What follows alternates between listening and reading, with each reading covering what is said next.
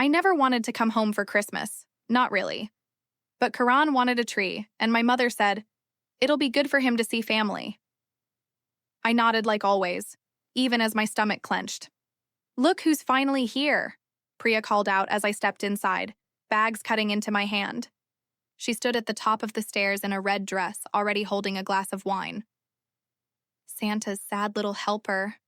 I ignored her, looking for Karen's shoes. "Go say hi to Grandma," I whispered. My son nodded, clutching his toy car. Mum hurried out, fussing. "You're late. Dinner's almost cold."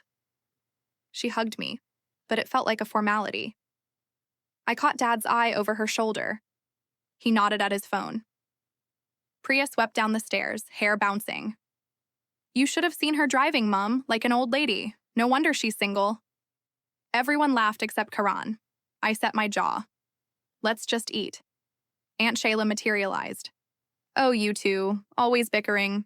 Be grateful you have each other." I let the comments wash over me. I'd learned. If you respond, you lose. If you fight back, you prove them right.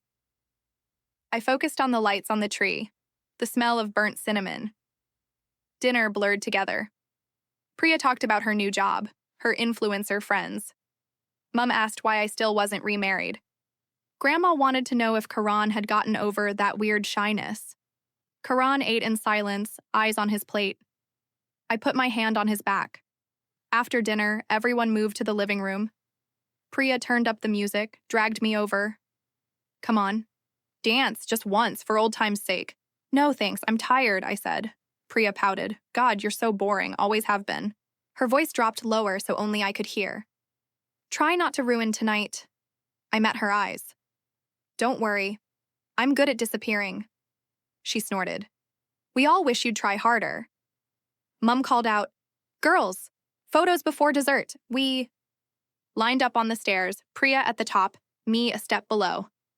Karen stood next to me, fidgeting. Mum fiddled with the phone. Dad sighed. Priya leaned in. "Smile, loser," she whispered. Flash. I started to step down, but Priya's heel nudged my foot. It happened in a second. My body pitched forward, feet sliding, arms flailing. My hand grabbed for the banister but missed. My body tumbled, head spinning. A sharp, blinding pain shot up my arm. Something cracked. I crashed at the bottom, sprawled, stunned. There was a second of silence. Then laughter. Real laughter. Priya cackled. "Wow, graceful as ever. How do you even survive in the real world?" Mum gasped. "Oh, she's fine. She always overreacts." Aunt Shayla. "She did this all the time as a kid. Anything for attention." Karen's. Small voice shaking. "Mama?" I tried to move.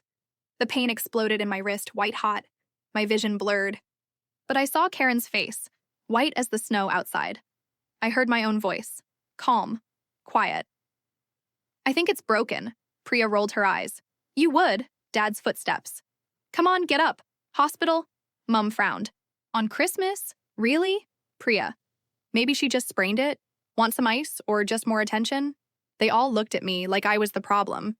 I cradled my wrist, biting my lip. "I need to go." Karen slid down beside me, grabbing my unhurt hand. "Please, Mama, please don't cry." I hadn't realized I was crying. I blinked the tears away. "I'm okay, sweetheart, I promise." Priya tossed me my coat. "Don't bleed on the carpet." As Dad and I shuffled to the car, I glanced back. Mum and Aunt Shayla were already clearing dishes. Priya laughed into her phone. Karen watched from the window, fists clenched. My hand throbbed. My heart felt numb. Inside, a voice whispered, "This isn't how families are supposed to be." I pressed my forehead to the cold glass as Dad started the car. I wondered when Christmas had stopped feeling like home. Dad drove like he always did. Fast. Silent. Never looking over. The city lights smeared against the car windows, blurry and cold. My wrist pulsed, each throb sharper than the last. "Does it hurt that bad?" Dad asked, eyes on the road. I stared at my lap. "It's broken," he grunted. "You always were dramatic, you know. Your mother's worried you're teaching Karan that." I didn't answer. I watched the windshield wipers drag away the sleet. My phone buzzed. A message from Priya. Did you tell them you tripped, or do you want me to? I didn't reply. Another one followed, just a laughing emoji. Dad kept glancing at his phone. You girls and your drama. You should sort it out without making a scene. I didn't want a scene, I said. He sighed. You two just bring out the worst in each other. The hospital was nearly empty. Dad waited in the car while I checked, in alone, clutching my wrist. The nurse at the desk barely looked up. Christmas injury? She asked, glancing at the swollen bruise. Yeah, fell down the stairs. She peered at me, then at my wrist. Lot of people fall this time of year. Looks nasty. You need x-rays. Her eyes lingered a second too long. In the waiting area, I texted Karan. Are you okay, baby? He replied right away. Where are you? Grandma says you make things up. My chest tightened. I'll be back soon. I love you. I closed my eyes. I remembered every time Priya had pushed me as a kid. Off swings, into walls, under the table. Everyone laughed. She's jealous. Mom always said, be the bigger person. I was tired of being the bigger person. I wanted to be seen, just once, as the hurt one. The doctor poked at my wrist too hard. Classic distal fracture. How'd you do it? I hesitated. My sister pushed me. I fell. He looked at me, then scribbled notes. Accidents happen. I'll get you a cast. He didn't believe me, or maybe he did, but it didn't matter. Back in the car, Dad turned the radio up. We drove in silence. When we pulled up to the house, Dad didn't turn off the engine. You know, your mom says you bring this on yourself. Try to let things go. It's Christmas. I said nothing. I just got out, my arm aching under its plaster. Shell. Inside, Mum was stacking dessert plates. She glanced at my wrist. Was it really that bad? You look fine. Priya perched on the arm of the sofa, scrolling her phone. Nice accessory, she smirked. Are you going to milk this all? Weak? Aunt Shayla piped up from the kitchen. Oh, stop. She'll survive. She always does. I went to my room, closed the door, and sat on the edge of the bed.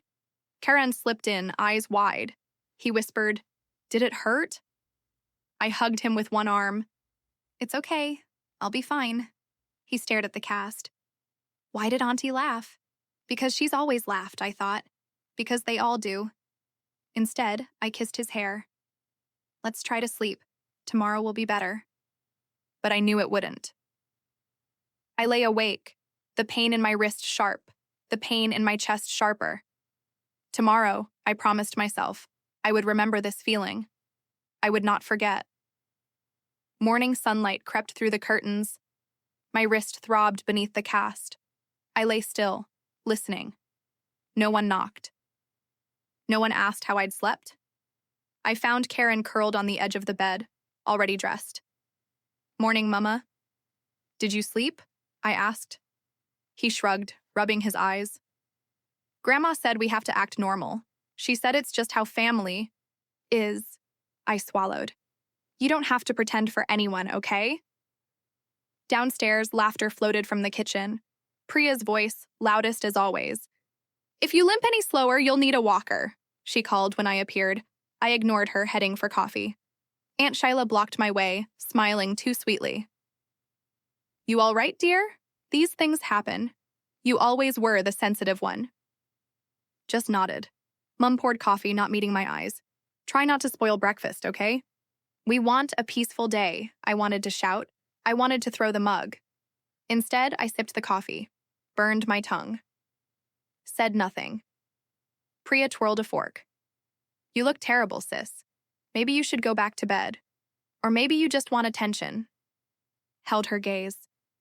Why do you care? She grinned. I don't. Just don't make it about you, not today. Aunt Shyla clucked her tongue. Don't start, girls. Your father's already stressed. Dad grunted behind his newspaper. Enough. I bit my tongue. My chest felt tight. Karen poked at his toast, silent. No one else noticed. After breakfast, I sat by the window, cradling my wrist. I let memories wash over me. Priya pinching me, under the table as a child, tripping me at school, blaming me for broken things. The adults always sided with her. She's younger, be patient, Mum had said. She's cleverer, Dad had joked. She's mean, I'd whispered. But nobody listened. Karan's voice broke through. Why do they say mean things? I looked down at him. Sometimes people say things to make themselves feel better. Sometimes adults are wrong. He touched my cast. Does it hurt? Yes, I said, not just meaning my wrist. He nodded, as if he understood more than he should. Priya stomped. Threw, phone to her ear. No, she's fine. She always exaggerates. Drama queen, you know? She winked at me. My hands shook. I clenched them in my lap. I pictured every time I'd swallowed my pain, smiled through humiliation, turned the other cheek. Aunt Shayla came in. You're not still upset, are you? Christmas is for forgiveness. I looked at her, voice flat. Forgiveness isn't the same as pretending nothing happened. She frowned. You always make things difficult. I watched her go, my breath shaking. I wanted to scream. Instead, I picked up Karen's toy car, rolling it between my fingers. I would not be the joke this year. I didn't know how, but something inside me shifted. Maybe it was the way Karen watched everything, storing up pain. Maybe it was the ache that wouldn't leave my wrist. Priya called from the other room. Come on, group photo, don't sulk. I stood. Come on, Karen. He hesitated. Will they laugh again? I squeezed his hand. Not if we don't give them the chance. As we walked out together, my cast heavy, my mind replayed every bruise I'd hidden, every time I'd let them laugh. Not anymore. Priya found Karan in the hallway, playing with his car. Hey, kid. Want to see something cool? Her smile looked sweet, but I saw the sharpness in her eyes. He glanced at me, unsure. Go on, I said, watching closely. Priya led him to the living room, where her friends, loud, well-dressed, bored, scrolled through their phones. Guys, this is my nephew. He's obsessed with cars. Watch him make them crash. She grabbed his toy and smashed it into another. See? That's what happens when you're not careful. Just like his mum, honestly. Laughter. Karan's cheeks flushed. I stepped forward. Give it back, Priya. She raised an eyebrow. Relax. He needs to toughen up. Life's not all rainbows. Karan clung to my side. I felt his small body tense. Aunt Shayla breezed in. Is everything all right? You know how sensitive she is. Nodding toward me, not even looking at Karan. Priya tossed the toy onto the couch. Whatever. If you don't want him to learn, that's on you.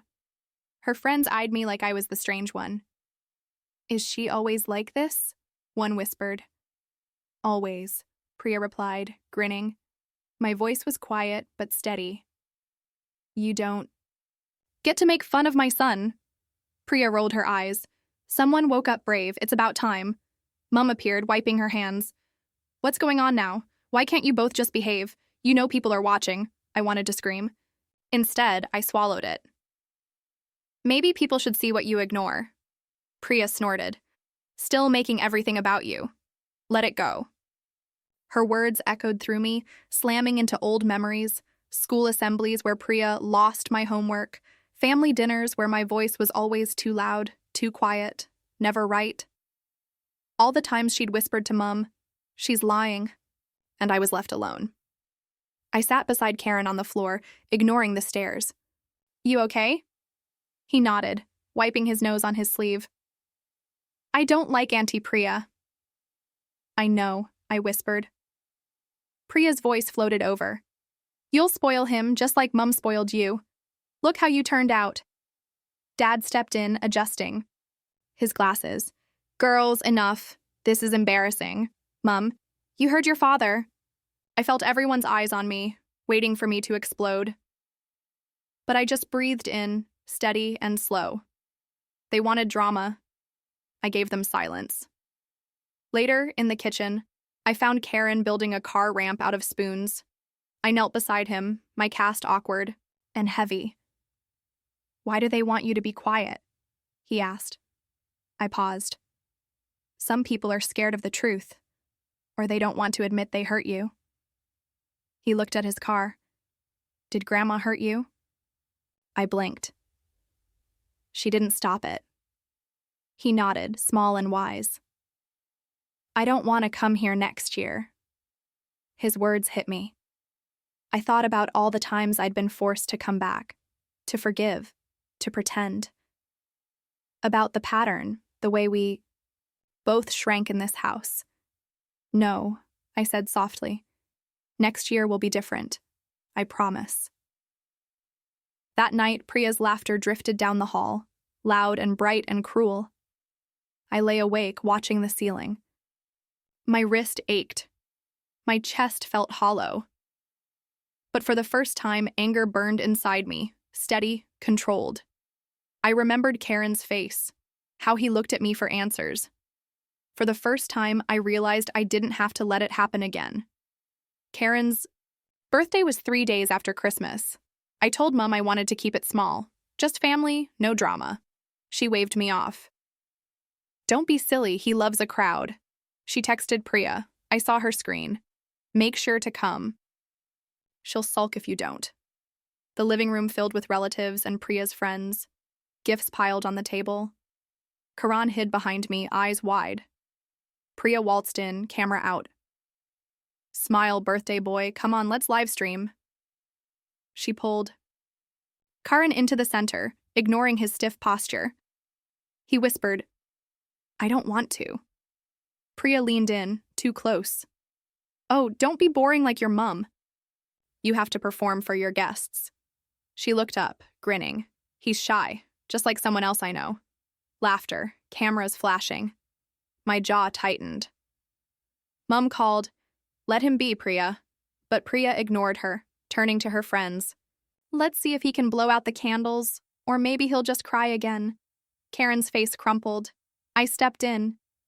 "That's enough." She scoffed, voice sweet. "Oh, are you going to be the hero now? You never learned to take a joke." Dad frowned. "Let the boy be, Priya." But Priya wasn't done.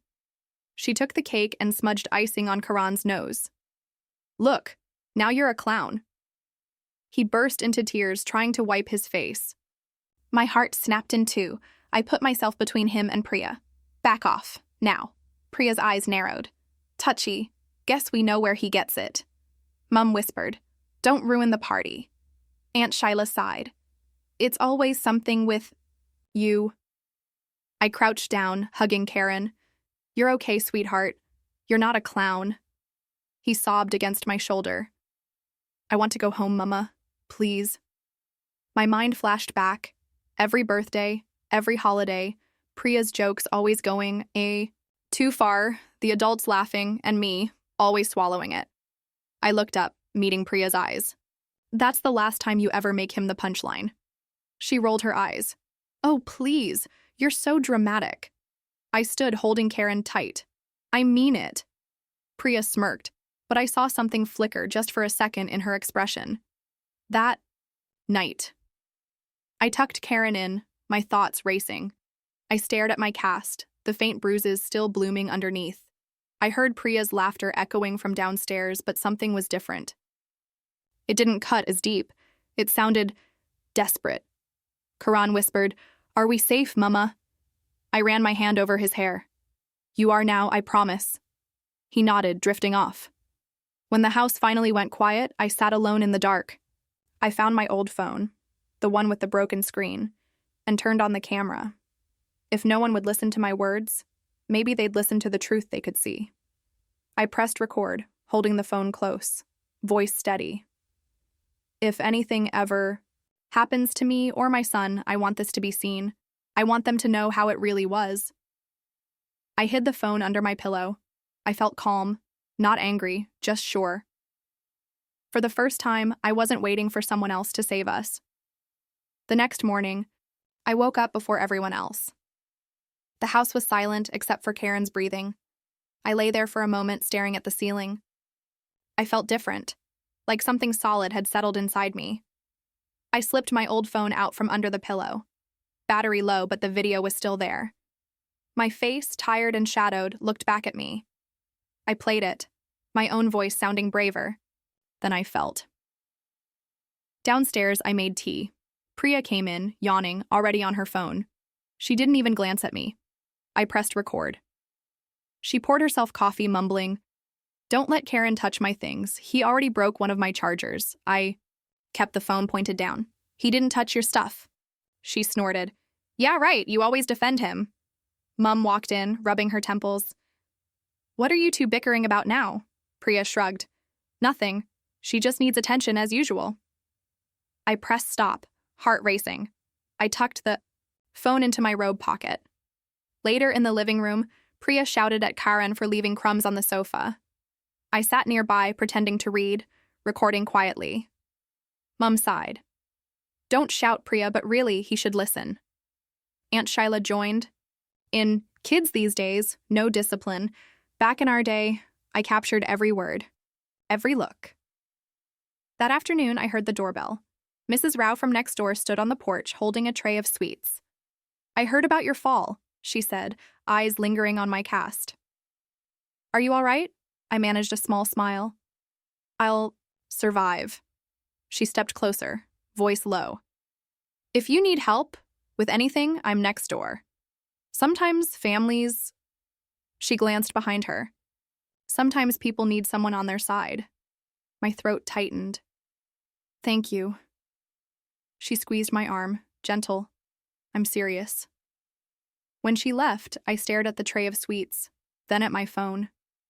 For the first time, I felt like maybe I wasn't completely alone.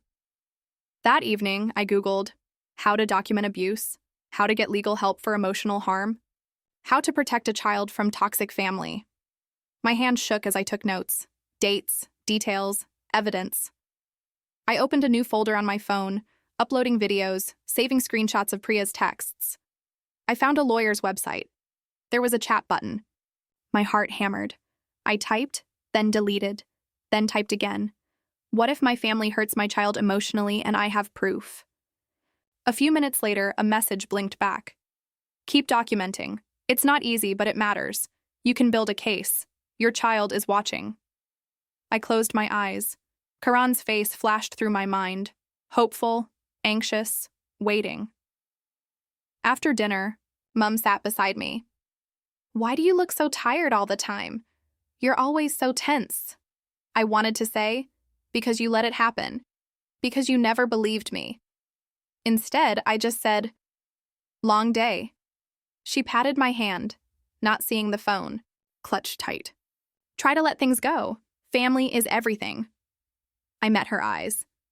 "Not when family hurts you." She looked away. That night, I set the phone by my bed, ready. I wasn't just collecting proof. I was reclaiming my voice. If they wouldn't listen, maybe someone else finally would. A week passed before I gathered the nerve to do it. I waited until the house was full. Dad home early, Mum fussing in the kitchen, Priya scrolling on the couch. Karen sat close beside me, clutching his car. I took a shaky breath. "Can I talk? To everyone?" Priya rolled her eyes. "What is it now, another speech?" Mum frowned. "Not now, please. We're about to eat." I stayed standing. "No, I need you to listen. For once, just listen." The room went quiet. Dad lowered his paper. Priya looked amused, one eyebrow raised. I pulled out my phone. "I have something to show you." My hands trembled, but I pressed play. The living room filled with Priya's voice. Her taunts, her jokes at Karan's expense, Mum's excuses, Aunt Shyla's sighs, my own voice, flat and tired. Mum's eyes widened. Aunt Shayla stiffened. Dad leaned forward. Priya scoffed. "Are you serious? Secret recordings? You're mental." I faced her, voice steady. "I'm tired of being called a liar. I'm tired of being the joke." Karen tugged my sleeve. "Tell them about the cake, Mama." My throat closed, but I nodded. "You humiliated him, Priya. You laughed when he cried. You've done it to..." Me for years. I'm done pretending. Mum's voice trembled. We never meant. I cut her off, shaking. You let her do it. You told me to forgive, to keep peace.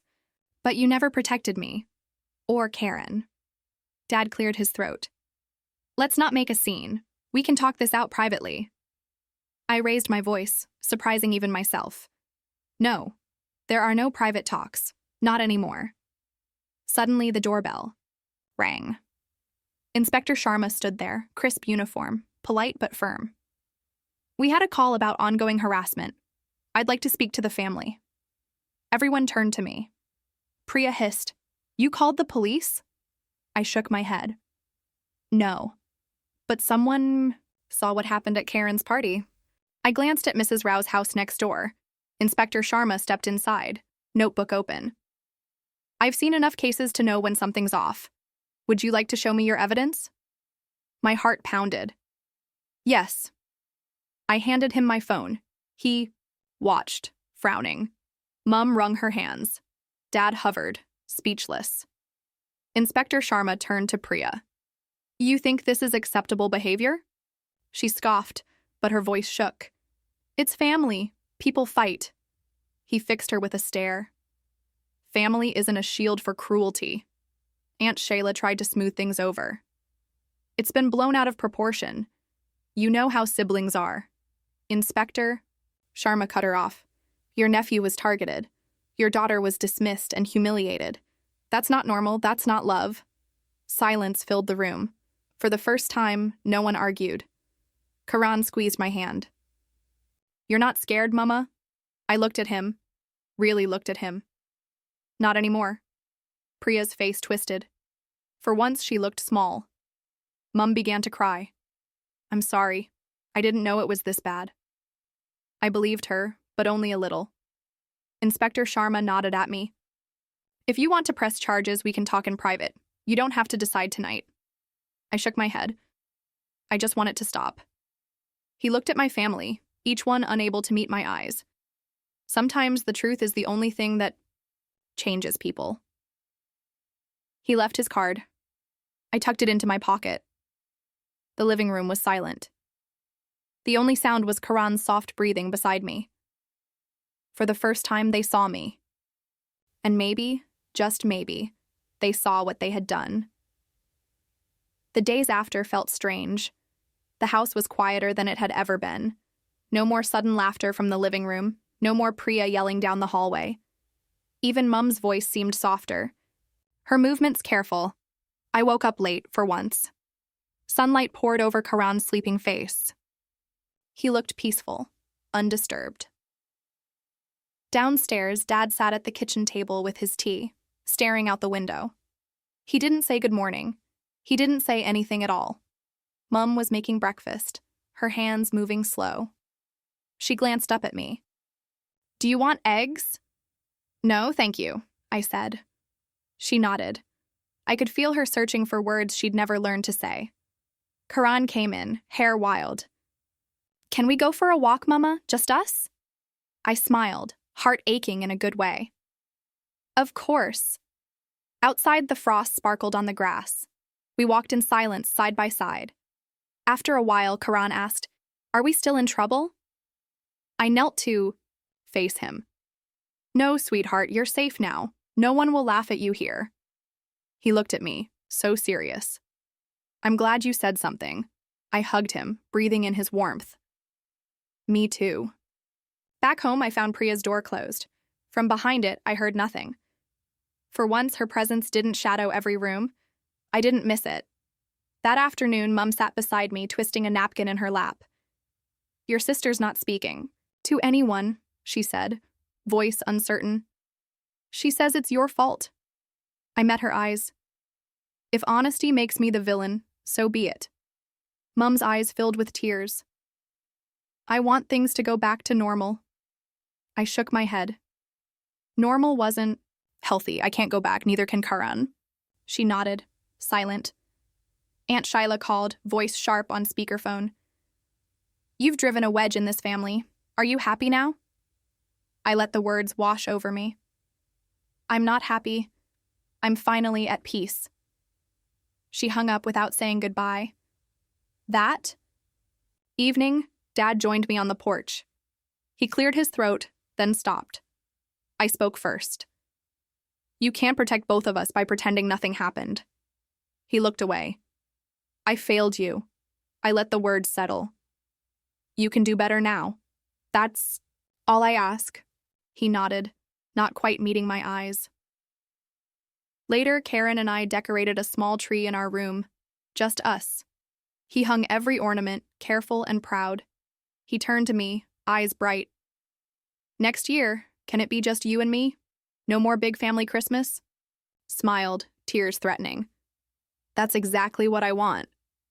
For the first time, I felt hope.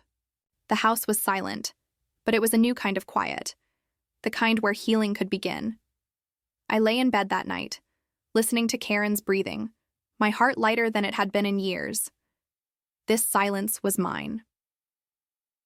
1 year later, the apartment is small, but warm. Our own. Karen's drawings cover the fridge. The air smells like cinnamon and oranges.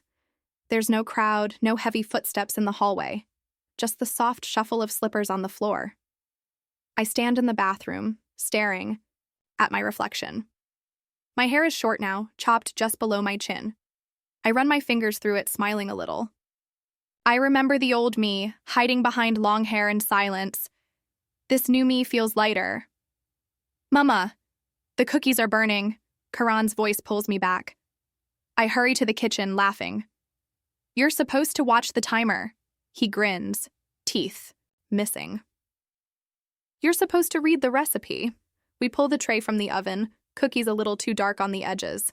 Karen shrugs. It's okay. I like them crunchy. We decorate the tiny tree together. Each ornament is a memory. A painted handprint, a wooden car, a photograph of the two of us in the snow. There's no pressure to be perfect. No eyes watching for a mistake. The phone buzzes on the counter. I glance at the screen. Priya. The message preview reads, I'm sorry. Can we talk? My chest tightens. I set the phone down, unread. Karan. Notices. Is it Auntie Priya? Yes. Are you going to answer? I shake my head. Not today. He nods, accepting. I'm glad it's just us this year. Me too. We sit together on the couch, a soft blanket over our legs. Outside, snow falls quietly, blurring the world. I reach for Karen's hand, holding it gently. My wrist aches sometimes, a reminder, a scar. But it doesn't define me anymore. Karen looks up. Did you ever wish things were different? I think about it. I used to. But now I'm just glad we're safe. I'm glad we can choose what kind of family we want to be. He leans his head against my shoulder. I like our family. I smile, tears prickling my eyes. Me too, love. There's a knock at the door. For a second, my heart skips. I open it a crack.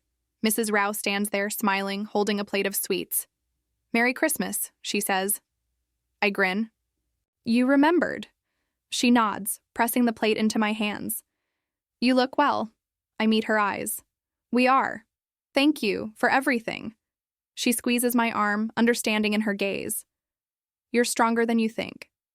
After she leaves, I watch the snow drift past the window, the quiet settling over everything. I feel the boundaries I've built. Real, solid, safe. The phone lights up again. More messages from family. Apologies, excuses, invitations I don't need to answer. I turn it face down, focusing on the present. Karen curls up beside me, drifting to sleep. I brush hair from his forehead and breathe, slow and steady. This is what freedom feels like. Not revenge, not victory over them, just the power to say no, to choose peace, to start again. I watch the snow and know deep down that I am finally home.